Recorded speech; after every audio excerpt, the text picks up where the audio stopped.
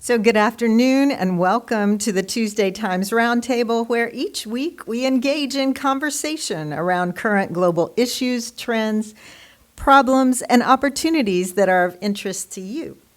Our weekly Tuesday Times Roundtables are made possible through a formal partnership with the New York Times. This partnership also brings a New York Times guest speaker to FIU annually, usually in the spring. And it provides you, FIU students, faculty, and staff with free digital access to the New York Times newspaper. I am Sherry Beeson, one of your hosts, as are Anna Prado here in the back, who's probably welcomed you in the door, and Michelle Zaldivar right here, who is monitoring this session live on Zoom. We all work in the Office of Global Learning Initiatives and welcome any and all of you to come visit us sometime over in Primera Casa. So now Michelle is going to share a special announcement with us. Oh. Testing. There we go. So we just wanted to highlight an event that's happening later this week, hosted by our very own GL board member, Melanie Perez, who's over here to my left. We're doing a not-so-scary Halloween-themed yoga out on the GC lawns. You are more than welcome to dress up or not, but come join us. It's more of a social gathering event, bonding. If you have questions and you want to come meet the community, this is an opportunity to do so. Excellent. Thank you, Michelle. Wednesday, October 27th at 5 p.m., GC Lawns. There it is. All right.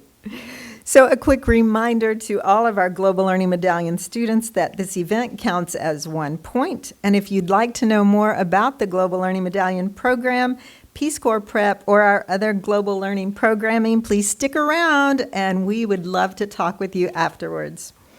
So whether you are joining us here in this space, face-to-face, or live via Zoom, we are very glad you're here. And later during this session, we will be taking your questions. Anna and I will wander around the room with the mic to be sure you are heard.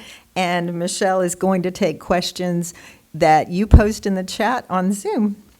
Now, it is my pleasure to introduce today's guest moderator. On my left, Professor Jeanette Smith. Professor Smith loves teaching. I know this because we've known each other for a while, and her classes include core courses such as Introduction to Religion and Studies in World Religions, along with some new and exciting courses in Faith and Social Justice, Religion and Fantasy, and Religion and Sci-Fi. Dr. Smith also teaches for the Honors College here at FIU.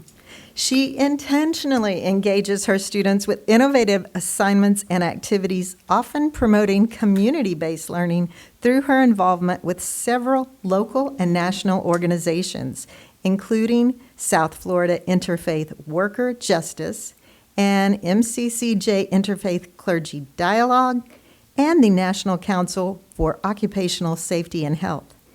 Smith, who holds a law degree, is a worker justice advocate and has helped to pass several wage theft ordinances throughout the state of Florida, including a 2010 Miami-Dade County ordinance that has served as a model nationwide. Professor Smith has extensively studied abroad, first in Mexico, then Italy and Greece, and then during her undergraduate program, and those were during her undergraduate program, and then on to Singapore as a law student, and finally in Jamaica as an attorney. These opportunities have fueled her interest in FIU's collaborative online international learning program, otherwise known as COIL, and she was recently appointed the university's inaugural COIL Faculty Fellow in January 2021. Just so you know, she brings all that experience into her classrooms and does make them fun. Currently, she is involved in a pilot project to integrate elements of understanding emotional intelligence into her Intro to Religion classes as part of FIU's identification of critical skills needed for the 21st century. Please join me in welcoming Professor Jeanette Smith. That feels incredibly awkward. I thought you were going to shorten that. I did. That's the department bio.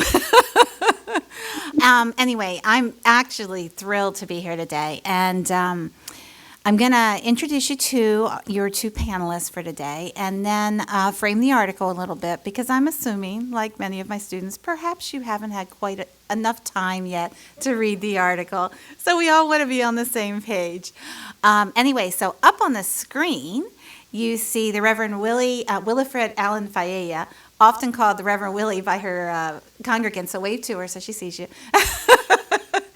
And Willie's an Episcopal priest. She's been ordained for 34 years, is the rector at St. Stephen's Episcopal Church in Coconut Grove. I don't know if any of you are familiar with it. The church is very committed to social justice, radical hospitality. You heard Sherry mention MCCJ. I currently co-chair, but prior to this, Willie was the co-chair of the MCCJ Clergy Dialogue as well. She's been a member for many years. And I have to say, she doesn't have this in her bio, but she also was very involved with South Florida Interfaith Worker Justice, which is the organization I work with. So we have known each other for years.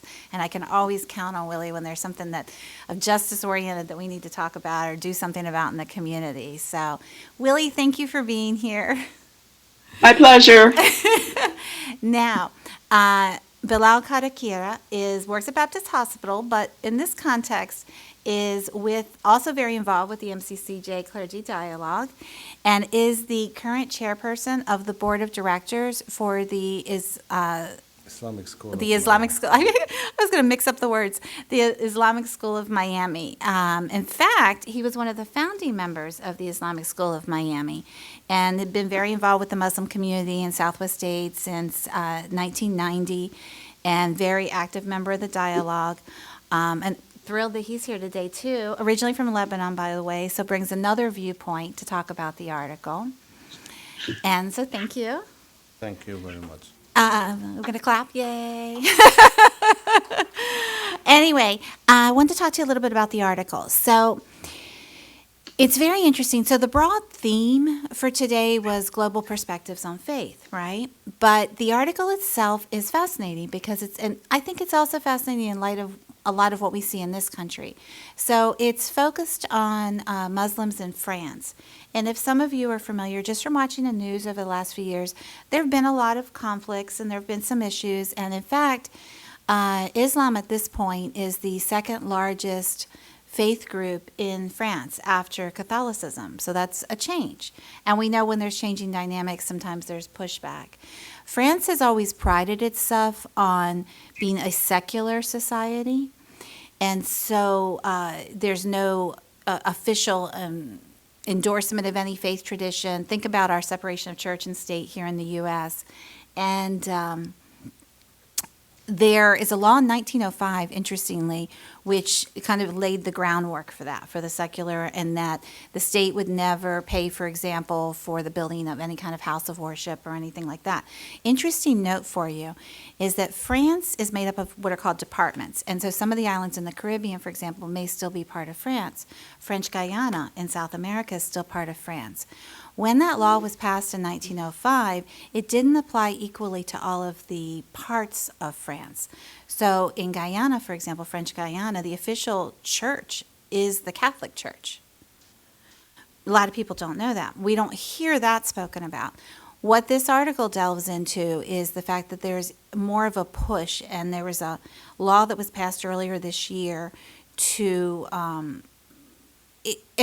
to reinforce everything from 1905, but even though it never said Muslim or Islam, it did seem to be targeting Muslims.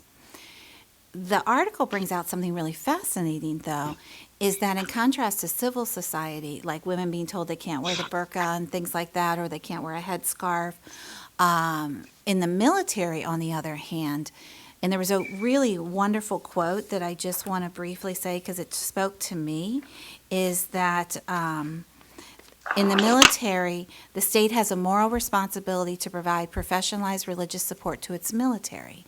So they actually have more freedom in the military to practice their faith and more provisions that they don't have in society at large. So that was just a little bit of groundwork for you. And then I thought I would turn it over to the two of you to talk about the article, maybe your perspectives and experience. Michi, you want to start? And Willie, did you want to start? Sure. I was intrigued by the article, initially coming to it as a clergy person and one who has been involved in interfaith dialogue and interfaith work for many years. But then it struck a chord with me from a completely different part of my life.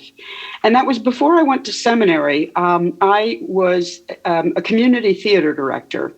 And where I practiced my craft was as a civilian, but at an American Army base in Livorno, Italy, near Pisa. And this was just after the draft had been done away with, but there were still a lot of people left over from the time of the draft. And what I was struck by was the diversity of people who had come together for a common cause. There were people from all walks of life, from every geographic area, different races, different ethnicities, different religions, and none of that seemed to matter. I mean, that's putting a very rosy picture on it. Of course, there were some internal squabbles or whatever, and in fact, the very first what we now call DEI, diversity, equity, and inclusion. The very first DEI workshop I ever attended was held by the military when I was living and working in Heidelberg, Germany.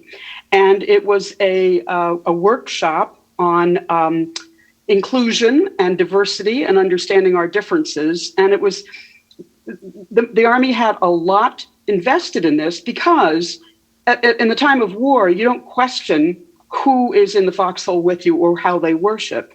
And so to a certain extent, there was more inclusivity in the military than I later experienced than I had experienced growing up as an upper middle class white woman on the East Coast. I met people I never would have met living in my silo. And now we're all back in our silos because an unintended consequence of doing away with the draft was that we did away with that great equalizer where people from Connecticut had to deal with people from Oklahoma and people from the inner city of New York had to deal with Mexican immigrants from Southern California and discovering how much we had in common. So that struck a chord with me. What also struck a chord with me about the article was my children, I'm an Episcopalian, right? My children, when we were living in Philadelphia, went to a Quaker school, which was very clear about its Quaker identity. And yet, by going to that school and being immersed in that atmosphere, my children became clearer about who they were and what they believe. And now being the rector of a church that has a day school where we part of our Episcopal identity is inclusivity. So we have children who are Roman Catholic, we have children who are Muslim, who are Hindu, who are Jewish. And those families find that by being in a school that's clear about its identity, it helps those families be more clear about who they are. And so rather than being afraid of the other and trying to tamp it down, by lifting up what we have in common, but also our differences, makes us appreciate and see the richness of God's creation far more than when a society tries to tamp down or make other people who don't look like us or worship like us. So I applaud the French military for understanding that, just as I applaud our own military, as, you know, whatever feelings we have about the military, but that sentiment exists of, I would never have met so-and-so from a barrio in outside of San Jose had I not served in the same unit as her. So I was intrigued and delighted on many levels. That's very interesting. I have to say, you speak to my heart when you mention the Quaker school. So I know. I always think it's important with my students that we, especially in my religion classes, we learn to acknowledge our own biases, right? We all have them. We have our backgrounds, where we come from. And I'm Quaker, and that's something that I share with them early on the semester, because if I'm expecting all of you, for example, to recognize your biases, then I have to acknowledge my own and my own worldview and where that comes from. Bilal, did you want to share? Actually, I read the article and I read two more articles from. I did too. We are good students. I'm always a student. I read a lot, actually, about the British Army and the Muslims, and the Australian Army and the Muslims, and some other European countries to just familiarize myself with the whole Europe, not only one country. That's good. And I speak French too, so I was French educated. So he understood many more articles than I Yeah. did. So the article itself, I split it into two sections, positive and negative, right? To be fair, you know. Can you hear me? Yeah, okay. The French military played a really very positive role regarding the Muslim and actually the minorities, not only the Muslims. If you read the article, there are other minorities in all the armies. So they did play a good role in the army to accommodate the Muslims. And you know, and the example he started with from south of Lebanon, where I'm from, and by allowing the Muslims to pray the Friday prayer and fast in Ramadan and take a day off in the Eid, it was very nice. But that came now, in the last probably 15 or 20 years. In the past, it was not. Despite the fact that the Muslims were in the army from the 1840s, not now. Not now. It's a long history of Muslims in the army. I don't have enough information about that time of life in the 1840s. But what I'm seeing now is very positive. And it came after a long struggle of the Muslims inside the army. It was not like something that came very easy. And the other point I'm going to discuss with you on how politics is double standard. Okay. Me, I am in the army. I'm defending you. Defending your kids, defending your houses, defending your lands, your businesses, While my mom, because she's wearing hijab, or my sister, or my grandmother, they're wearing hijab, or my father who wear a beard, or my niece who wear a burqa, for example, they're being discriminated against. That's the point I really want to address it with you, that why is it double standard? I'm putting my life for our country. I'm not going to say your country. I'm going to say I put my life for our country.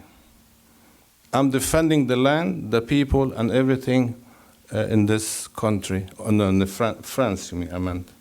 Also in this country, actually, we can address this issue very small because that's not our subject now. So it did not make sense. Even in recent time, now in recent years under President Macron, he has a problem called hijab. I don't know, these people, 3 feet by 3 feet piece of cloth scares them so much. I don't understand. People go in shorts. People go walk on a bra, ladies walk in a bra. It's their right. That's the federal law, protect their freedom, but I don't have freedom to wear hijab. Now in France, if you go to government offices, hijab is forbidden. Forget about the burqa and the niqab. Forget about it. Hijab is not allowed. And this is one of the things we can discuss if you have any question about it. And despite the fact that the secular law called laïcité, French secular law, guarantees freedom of religion to everybody, equal. And this happened to everybody except Muslims. But in the army, they played a very positive role, and what somebody called it, retuning the laïcité. I mean, redefine the laïcité in the army. So what they did, they like separate themselves from the politics and politicians and establish their own law. There are mosques inside French bases all over the world. Muslims can practice their religion. By the way, even female are not allowed to wear hijab in the army. In the military. They Wow. cannot. Probably what they do, they lower their hat, whatever, but they're not allowed to put hijab. Hijab, no. So the 1905 law that Professor Jeanette spoke about guarantee freedom of faith to everybody in the army and outside the army, not only in the army. But unfortunately, the politicians decide to go different way, discriminating against Muslim men and Muslim, especially Muslim women. When they see a veil, it's amazing, like something happened to them. And so we have so many points to discuss, but I will discuss them later on with you. I think that's fascinating. And you reminded me of something that some of you may be aware of or not, the experience of Sikhs is the proper pronunciation actually, in the U.S. Army. Is anyone familiar? Yeah. Yeah, so for example, because Sikhs wear turbans, and that's part of their faith tradition, and they have beards. There's a couple other things as well. And it was quite a challenge to finally allow Sikhs to be able to wear a turban in the military. And I think it was the New York City police that first allowed a police officer to wear his turban and have a beard because they weren't supposed to have any facial hair either. So we've been through this dynamic here in the U.S. as well. But you really reminded me of something when you were talking about the cloth, right? And I'm thinking the only way I'd be scared of that cloth is if you asked me to sew something because I have no skills. But it reminds me of an experience I had as a teenager. I had just graduated high school, went to visit my father who was in the military, was in the Air Force in southern Italy. And my stepmother took me to Rome for the weekend, so that was kind of a big deal. And we did a tour. And I'm dressed like, typical teenager. I mean, I have shorts on, but they're like to my knees, right? I have a T-shirt on. I'm not, walking around in a bathing suit or anything. And we're going on the tour. It's all the tourists. We're going around the city. And we got to one cathedral. And they were not going to let me in because I had shorts on. I had to have a skirt on. They weren't going to let me in. And I think they let pants in, actually, which is unusual, but they weren't going to let me in. And I was watching them let this man in that had these cut-off pants, and his shirt was hanging open. You can see his chest, and he could walk into a cathedral, and I couldn't. And I stood there very frustrated. And then it was interesting. This wonderful man was selling scarves, and he was right next to the cathedral, and he calls me over, and he's speaking to me. I, didn't speak a lot of Italian at the time. It's much better now. And he took a scarf and he wrapped it around me and tucked it into my waistband and then pushed me back towards the cathedral. And they let me in just because I had this wrapped around me, this scarf. So actually, that scarf saved me. And I did get to go and do my tour. But you reminded me of that. Those interesting, not just the double standard of, I'm in the military defending a country, but my wife can't wear a hijab. But also that double standard between men and women, which I think is interesting. Mm-hmm. And I also resonated with when Bilal said, I fight for your country, I fight for our country, and yet my family doesn't have rights. And I'm struck by the experience African-American soldiers had in this country. Initially, they were completely segregated out, even as recently as World War II. But the experience of I fought for this country, I bled for this country, I came home, and I'm being treated by Jim Crow, resonates. I'm wondering, Willie, did it also remind you, because I know you have some familiarity with the work that your church does, of some of the experience of young immigrants in this country today? Like you can serve in the military while we deport your family. I don't have direct experience, but I have heard stories and horrendous stories of young men and women who've served in our military, but were then deported, even though they have medals for valor and for honor and for bravery, and they're now living in Tijuana because they've been deported. They're not citizens. Very much a double standard. Yeah, interesting. So I don't know if you wanted to go on to some of your other points, Bilal? Yes. But that was wonderful food for thought.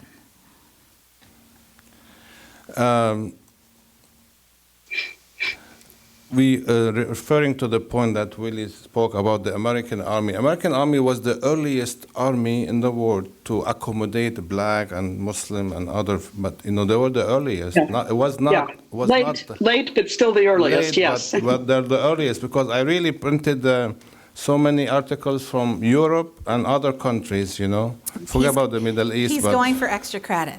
Yeah. 1.5. 1.5. So, United States of America did a good job accommodating these people. It took, as I said before, it took a while to accommodate everybody. Even now, for the European countries, it took a while to accommodate Muslims. And they have, the number of imams in the French army now, it's like, used to be 1. But with time now, I think they have 35 imam. They have like 134 priests and Jewish rabbis and I think Sikh leader, or a few of them. So which is really a very good move. And it's a good thing also that these Muslims and the minorities are being promoted. It's not like you are Muslim, you cannot be a general. Yes, you can. Yes, you can. The only thing I wanna probably work on and dedicate some time for it is that why not Muslim soldiers, female soldiers, wear the hijab? For example, we can make something military, but hijab. I just wanna explain to you. Me as a man, I practice my religion. I don't ask why. I'm a Muslim. I'm dedicated. I trust Allah subhanahu wa ta'ala. So I do the stuff just to please Allah subhanahu wa ta'ala. Also for the hijab. A lot of people say because women don't want to show their hair, they want to. That's not number one. Number one is to obey Allah and to please Allah subhanahu wa ta'ala. That's why the reason I'm telling you is that women should be wearing hijab anywhere as long as they are outside the house, including the military. And that will not affect their performance, for example. People say, it's going to affect, I was reading an article a few days ago, that did hijab restrict her freedom. Freedom of what? What was she doing that it's amazing. And I really do follow these people on YouTube and read articles and books. I really do. Well, how can the hijab restrict her freedom? If I'm holding a gun, I'm shooting somebody. What does the hijab have to do with this? I'm shooting the enemy. How does it affect me? Or the beard, how does it affect me? So this is one of the things that I really wanna work on to. Add the hijab to the, and believe me, they did a good job. The American Army and the European now, they allow celebration of the Eid, even fasting in Ramadan they allow, and the British Army assigned an imam and consultant to the defense minister. That's how far they go in Britain. France has a lot to go for, but Britain, look, that's him. He's now. That's not an old image. That's like a consultant on the Islamic issue for the defense minister. The final things I want to say is that it's a smart thing to do to accommodate everybody. Why would I interfere with your religion if your religion allows you to serve in the army and protect your country? And can you imagine if think of it negatively for a minute. If you discriminate against me, how How do I think about defending you or your family? Why would I defend you? You discriminate against me. So they figure out this point, unfortunately, late. As Willie said, late. But they figure out that if I treat everybody equally, they serve me equally. That's as simple as that. Okay. I think a big picture that we probably don't have time to get into, but kind of the background for all of this is Europe's having to come to grips with its colonial histories, both France and England and every European country that held colonies, as well as in our country coming to grips with our history of slavery. It's like what do they say? The chickens are coming home to roost. That you can't go and colonize the people and then not invite them back to be part of your country when you went and superimposed yourself on their country originally.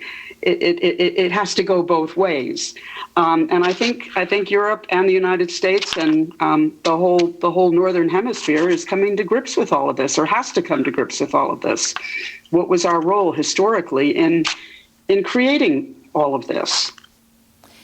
Probably a topic much too big to cover today, but for me, that's the bigger picture and the background of all of this. No, I think it's true, though, but that we have to be aware. We're looking at the article on the surface, but that there is so much more to it. I was reminded of something.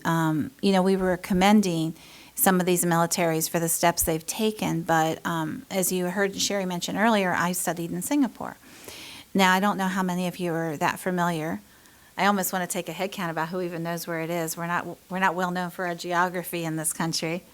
Okay, exact opposite side of the globe, further south, close to the equator.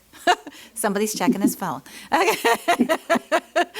But Singapore is this little tiny island, right? And it's at the foot of Malaysia. So if you know Malaysia and Indonesia, right? Indonesia is the most populous Muslim country in the world. It's right between, little dot there, the tip of Malaysia, surrounded by two large Muslim countries. And it's probably about 76% Chinese, so Christian, Confucianism, various traditions. The next largest group would probably be Indians, mostly Hindu. There are Sikhs as well, and there are Muslims. It is a smaller percentage. Now, Singapore does a few things that I commend. For example, when, you know how we hear things even in our Florida legislature about, oh no, we must ban Sharia law, or they're going to do this or that, like Muslim law. Okay, Singapore does something where children up until the age, like through elementary school, they are allowed to go to an ethnically oriented school. So whatever their tradition may be, languages, etc. Now, English is the national language in Singapore, so everyone's learning that. But it could be their own tradition. So here, folks do Saturday, Greek Orthodox, they go to Saturday school or Sunday Hebrew school or something. Well, every child can do that through primary school. Then they filter into the system after that where everyone's together. So there's a lot of things they do to accommodate, and for the Muslim community, were two Muslims to enter into a contract, for example, a business deal, then they could, if they chose and something went wrong with the contract, they could use the Islamic court system. They don't have to use the British system, is in Singapore. It's part of the Commonwealth. So they were allowed to do that. Now, if a Muslim entered into business with a Christian, for example, or someone who non-Muslim essentially, then they'd have to use the regular court system. But here's the thing, and I have some mixed feelings about this. I understand why, but a piece of it bothers me. Muslims can serve in the military. They can only serve up to a certain rank. They cannot be the higher levels of officers. Now, Singapore says that's to protect themselves because they're surrounded by these huge Muslim countries. And so there's concern. But it feels a little wrong, doesn't it? It just kind of is like all these other things you do to accommodate, but there's this. And that I thought about that as you all were talking. That really struck me, that just feels, I appreciate the other things they do, And they do it in the name of national security. And of course, how many things have we heard said were done in the name of national security? Yeah. But we die the same, though. Mm-hmm. We all die the same. Mm-hmm. What is national security here? If I die or you die, we all die the same way. So there's no national security in this? No. Well, in my case, there'd be nobody to feed the lizards, so let's not. But there was another thing I thought of, too. You mentioned this earlier, and if you all had noticed this in the article, and because I did my homework, too, there is a big conflict going on in France right now about a particular mosque, a very large mosque being built in Strasbourg. Was that one of your articles? I knew it. I knew he read that. And they started it. They stopped it in 2020. They started to rebuild. And the conflicts, part of this law that I told you was passed earlier this year, was really limiting any foreign funds that could come in. Now, of course, as a secular society, you can't use state funds, as I mentioned earlier, to build a house of worship. But if there are donations that come from overseas, they're concerned about that because they're thinking of Islamic extremists or something like that. So it's been a big conflict. But the Strasbourg area, by the way, when that 1905 law was passed, there was a moment where it wasn't part of France, so it wasn't covered by that law. So I mentioned to you about French Guiana and that law and how it applies. The interesting thing is that, or another interesting thing is that the Muslims in that community tend to be of Turkish background. Mm-hmm. And while there have been some incidents in France, there has been nothing with Muslims with Turkish background, any jihadist accusations or anything. That hasn't happened. And there's a bit of a conflict going on, because you mentioned politics earlier. There's a conflict going on between the president of France, Macron, and the president of Turkey. So it tends to make you wonder if some of the pushback has more to do with a larger political thing. Like Willie was taking us back to the behind, and then there's that larger geopolitical situation that might just be influencing whether or not we're going to allow there to be a large mosque in this French town. Let me let me show you. I spoke about hypocrisy in politics. They're fighting about the masjid, the mosque in France today. Today? I meant like a week ago. Okay. They opened a church in Algeria. Ah. Well, you're fighting me on there, but you said the law doesn't. They don't want a mosque to be built, but they built one in Algeria. Macron himself. Interesting. I can get you the article about that too. Yeah. No, I'm not telling you. Like last week was the grand opening or something. I don't remember what the occasion, but now. But how come you forbid me from building a mosque in Paris or And they phrase it in such a way that they don't say mosque, they don't say church, but we sort of know what's being said, and I think we've all seen that happen even here sometimes when laws are directed. They may not say the word, because when they say the word, it gets thrown out of court. But it's interesting. So I wanted one last point to share with you all before we open it up for questions. Do any of you know in what county the largest number of Muslims reside in Florida? Anybody know? It's actually Broward County. And something that I really admire, and I think the two of you may be familiar with, is that the sheriff's office in Broward County has really gone out of its way to get to know the Muslim community. And they actually accommodate for Ramadan. They'll give lighter duty during Ramadan because people are fasting for the month. And they've really gone out of their way, and I admire that. It's the only county I know of in Florida which has done that. So just an interesting little tidbit, like, yay them. So I think maybe, unless, Willie, did you have anything else you wanted to add before we turn it over to the questions? I see some people with mics. I figure that's what they're here for. This one over that way. She didn't hear you, probably.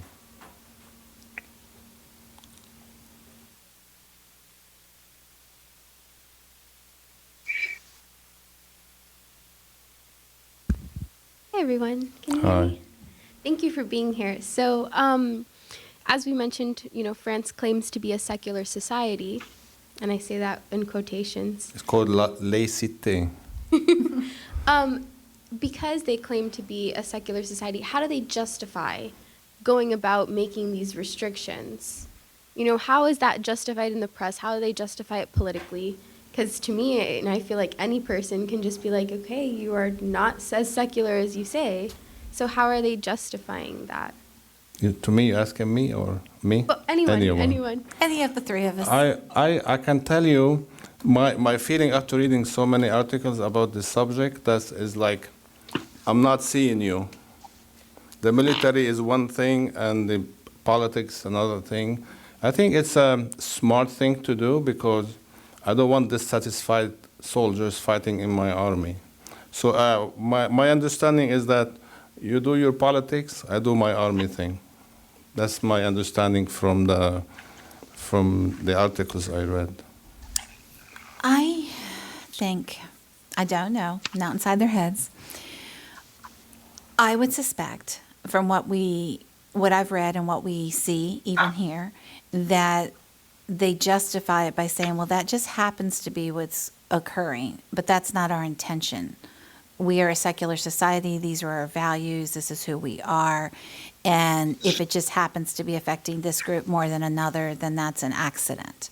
The law that was passed in April of this year that I think is referred to in the article talked about penalties against anyone who's preaching hate, things like that. I can't really translate French francs and tell you how much it was, but it looked like a lot of zeros.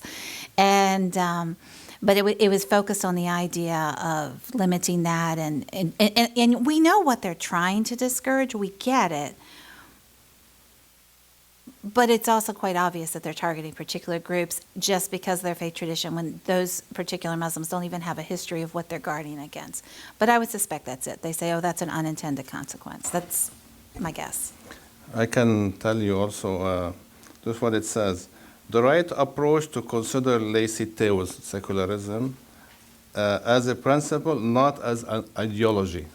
Like, if you think of it as ideology, it's very hard to accept. But if you think of it as principle, it's working in the army.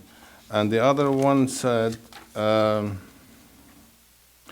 laicite works as long as it's not manipulated. Why do we talk so much about laicite in recent years in France? It's often to create problems. So if you think of it as I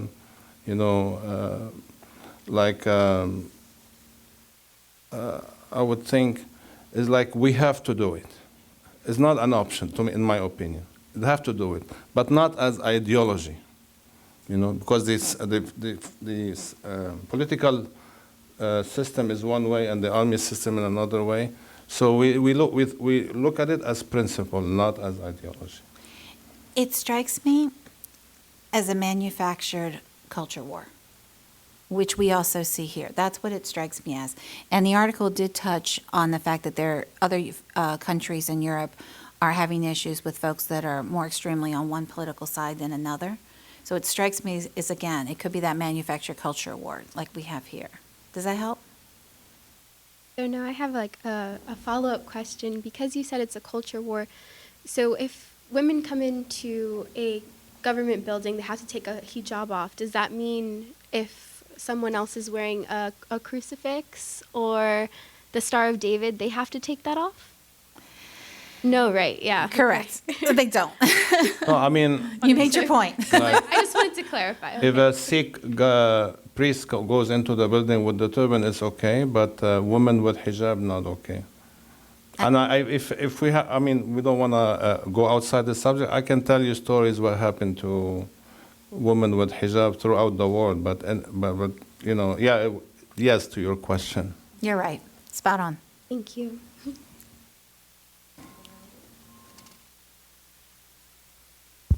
Okay. So sorry. So I come from a family of immigrants. I'm a first generation. And when my mother first came here and turned 18, she was able to get a green card very easily. My dad's been here for about 3 decades, and he's still trying to get that. And the only difference between the both of them is that my mother got her green card prior to 9/11, and my father was trying to get it after that. And so since we're speaking about like a lot of like hypocrisies and stuff like that going on, I know in Europe, but I kind of just wanted to see like what your thoughts were about it here, because the 9/11 happens, or we're supposed to be a land of like opportunity and freedom. We had pretty much extremists, English extremists that were so against their own government, they colonized over here in America. But then yet something like that happens, and then we're having Muslim concentration camps, and for the sake of national security, invading other countries for their own land resources. So like, what type of hypocrisies have you like been able to notice yourself occurring here in America, and how has that affected you in your own lives? As an immigrant, or that's for everybody? Anyone. Anyone? Yeah, you can go first if you like. Or Willie, did you want to? No, actually, yeah, maybe you can speak about it better than me. Willie, did you want to respond to that? I've certainly heard over and over again people, Muslims who, well, not even Muslims. I mean, there was that horrible massacre in a Sikh temple after 9/11, because they just assumed that. I mean, the assumption that anyone who is not like me is a terrorist. That was perhaps the worst outcome of 9/11, that instead of, for a few days we were all brought together, we're all Americans, but then very quickly it all separated out into people who are not like us that we need to be afraid of, and we need to demonize. And 20 years later, we have January 6th. That's kind of the logical conclusion of everybody otherizing, the predominant culture otherizing people who don't look like us or think like us or worship like us. We end up with what happened on January 6th. Definitely. Can I ask, do you mind sharing where your family's from? Okay, my family's from Jamaica, a brown country, but was colonized by the British. So Where I have studied. I studied the Norman Manley Law School in Kingston. My ex-husband's Jamaican. We can talk about Jamaican men another time. I do think you're right that it has, obviously, I spent over a decade practicing law, primarily immigration law. Also worked with a lot of reggae artists. We can talk about that later too. And but I will definitely say that you do see far more challenges in immigration now. It's far more difficult to get through. Things have changed. I mean, but then you also see differences between your mom's experience and, my grandmother's experience. I mean, our history of immigration. Now, there's fascinating things in immigration law, by the way, about who's white and who's not. That's a fun thing. And, see my Scott-Irish self. I'm fairly white for Miami. It takes skill to maintain this whiteness down here in the sun.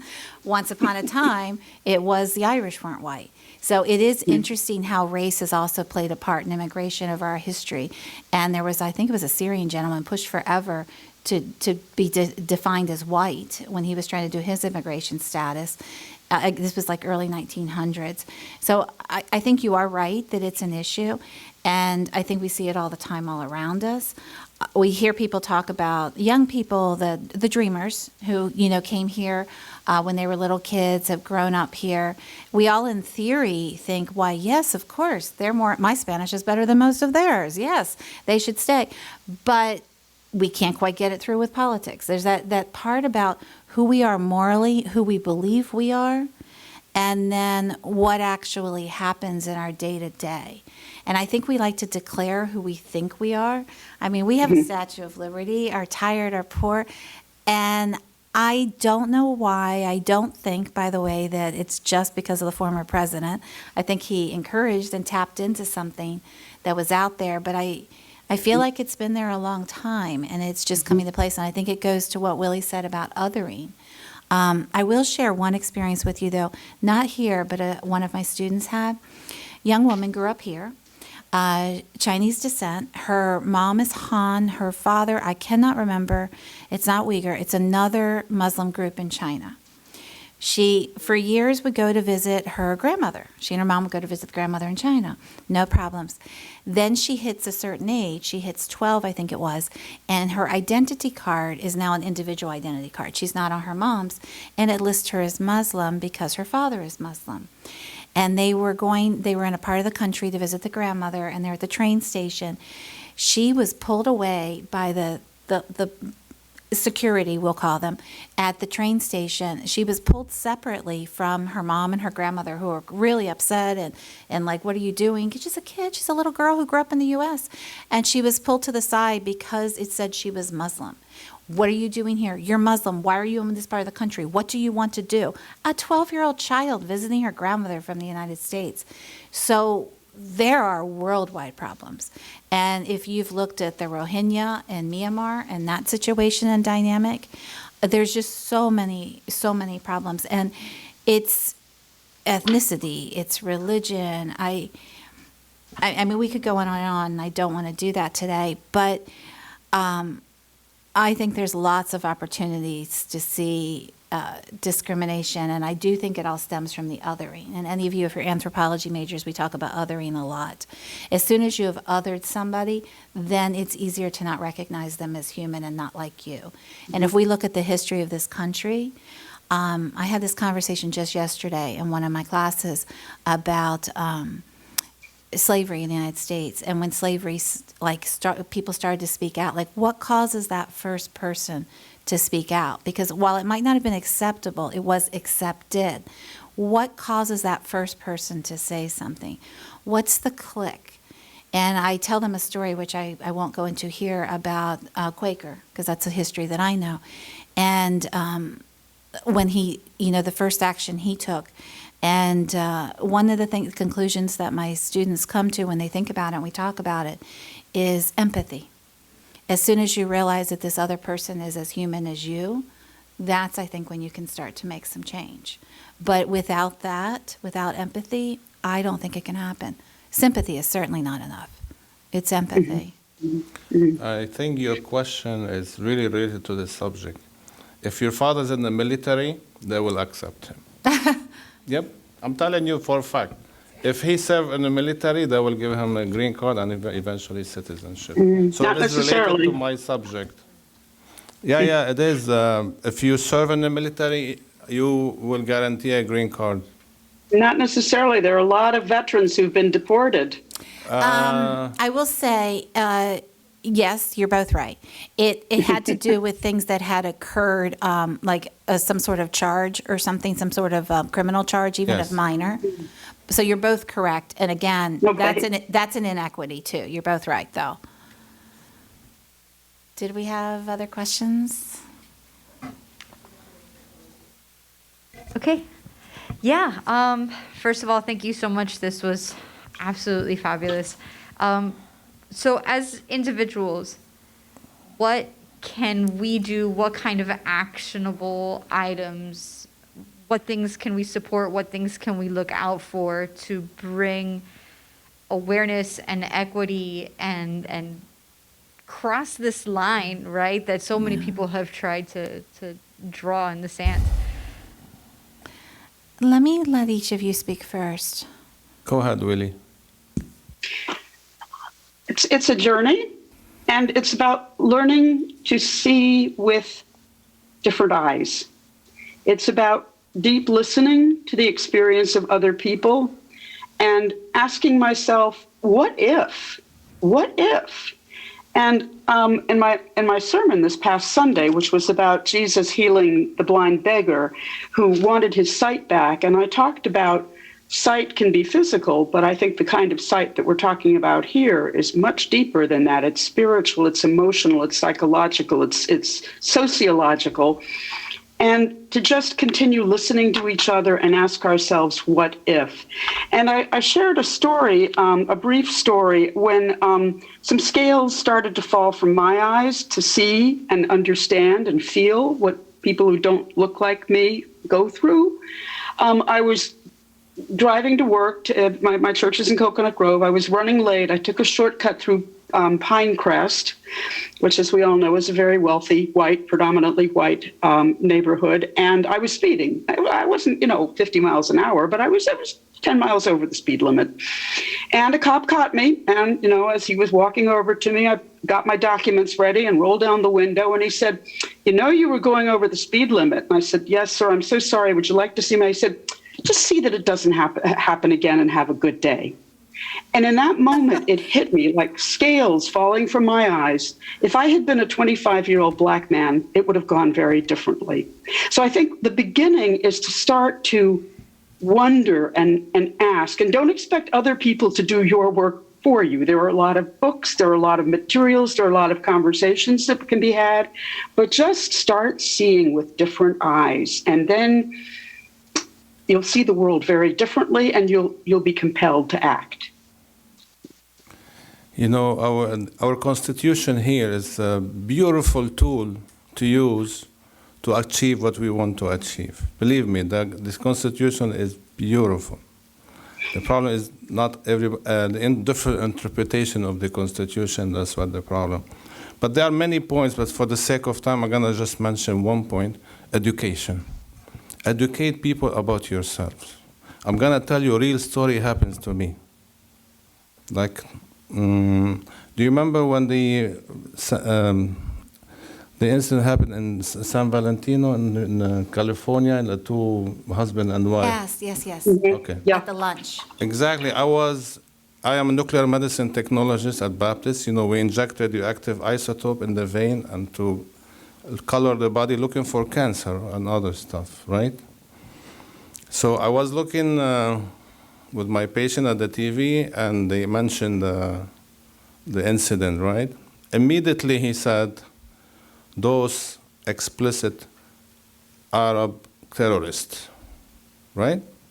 I didn't say nothing, believe me. I did his scan, it takes an hour, and I was nice to him. He was very nervous, like, we're looking for cancer. Nobody comes and say, oh, look for cancer. They're really upset and very nervous. So I helped him, I did a great scan, it's finished. And when I was saying goodbye, I said, by the way, I'm an Arab. Am I a terrorist? I asked him this question. He said, I'm sorry, I didn't mean all of you. I said, first of all, these are not Arabs. They were Pakistani, right? So you automatically assume it's Arabs. So I told him, my friend, not everybody is bad. And if there are Arabs, there are two people. We are the Arabs, now almost 400 million people. So this is education, what I'm saying, education. My behavior shows who I am, you know. And I have many incidents, but because of the time, I cannot tell you everything. But it happened to me, to my wife, you know, just because she was wearing the hijab. Education, and fortunately, a lot of people would understand, will change their mind when they see you, who you are. Educate about the religion, you know, negativity about your gender or your religion or your country, or, you know, it makes a lot of difference. And if I could just, the word education, it comes from the Latin, which means to lead out of. To lead out of. I didn't know that. Yeah, That's nice. That's very nice. So, Educare, lead out of. briefly, as we're almost out of time, I will say that what strikes me, building on what both Willie and Bilal shared with us, is that I think it's that a matter of being alert. Do you all remember when there was that incident with the three young people? They were students in, I think, one of the Carolinas, and the husband, the wife, and the wife's sister were killed by somebody in the apartment building. You guys would have been probably early high school, late middle school, so you may not remember, some of you. But I remember that incident, and I was teaching my faith and social justice class at the time, and I had, young women. I had a young woman who wore a hijab regularly came, and I remember that the class used to be right after the Muslim Students Association meeting, and I'd always said people could bring guests if they wanted when we had speakers.